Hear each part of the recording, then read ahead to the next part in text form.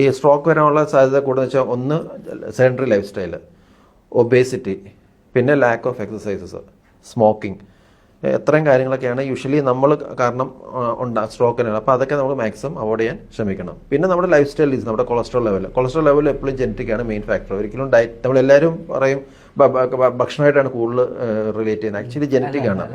Genetically high ആണെങ്കിൽ നമ്മൾ കുറച്ച് ഭക്ഷണം റെസ്ട്രിക്ട് ചെയ്യണം, അത്രയേ ഉള്ളൂ. പക്ഷേ ഭക്ഷണം കാരണം കൊളസ്ട്രോൾ കൂടുകയും ഭക്ഷണം കാരണം കൊളസ്ട്രോൾ കുറയുമെന്ന് പറഞ്ഞാൽ അത് കൂടുതലൊരു അത്ര കറക്റ്റ് അല്ല. ഇപ്പോൾ അത് ജീനാണ്. നമ്മൾ ജനറ്റിക്കലി പ്രോൺ ആണെങ്കിൽ നമുക്ക് കൊളസ്ട്രോൾ ഉണ്ടെന്നുള്ളത്. അപ്പോൾ കൊളസ്ട്രോൾ ഉണ്ടെങ്കിൽ അത് ചെറുപ്പം മുതൽ അത് കൺട്രോൾ ചെയ്യണം. ഡയബറ്റീസ്, പിന്നെ ഈ ഹൈപ്പർ ടെൻഷൻ, പ്രഷർ, ഇത്തരം കാര്യങ്ങളൊക്കെ. പിന്നെ നമുക്ക് ഹാർട്ട് അറ്റാക്ക് വന്നിട്ടുണ്ടെങ്കിൽ സെയിം മെക്കാനിസം ബ്രെയിൻ വരുന്നത്. അപ്പം ഹാർട്ട് അറ്റാക്ക് വന്നിട്ടുണ്ടെങ്കിൽ സ്ട്രോക്ക് വരാനുള്ള സാധ്യത വളരെ ഹൈ ആണ്. അത് ഹൈ റിസ്ക് ആണ്. അതുപോലെ നമ്മൾ ഈ സ്ട്രോക്ക് വരുമ്പോൾ എപ്പോഴും ആൾക്കാർ പേടിക്കുന്ന ഈ പാരലൈസ് ആയി പോവുക ഒരു സൈഡ്, അതാണ്. അപ്പം ഈ ഒരു സിറ്റുവേഷനിൽ നിന്ന് രക്ഷപ്പെടാനോ അല്ലെങ്കിൽ ആ ഒരു സിറ്റുവേഷൻ എത്തിപ്പെടാതിരിക്കാൻ എന്താ നമുക്ക് ചെയ്യാൻ പറ്റുക? എത്രയും പെട്ടെന്ന് ചികിത്സ സ്റ്റാർട്ട് ചെയ്യാം. ഈ പറഞ്ഞ വളരെ ക്രിട്ടിക്കലായിട്ട്, ബേസിക്കലി ഈ കംപ്ലീറ്റ് പാരലൈസ് എന്ന് വെച്ചാൽ സിവിയർ സ്ട്രോക്കിലാണ് അങ്ങനെ വരുന്നത്. ഒരു വലിയൊരു മേജർ വെസൽ കംപ്ലീറ്റ്, ഒരു തലച്ചോറിൻ്റെ ഒരു ഭാഗം കംപ്ലീറ്റ് ഡാമേജ് ആകുമ്പോഴാണ് ഒരു സൈഡ് കംപ്ലീറ്റ് തളർന്നു പോകുന്നത്.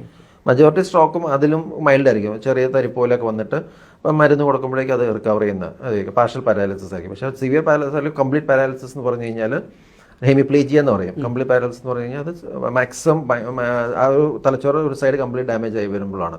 അതിലേക്ക് എത്താതെ ഇരിക്കുക.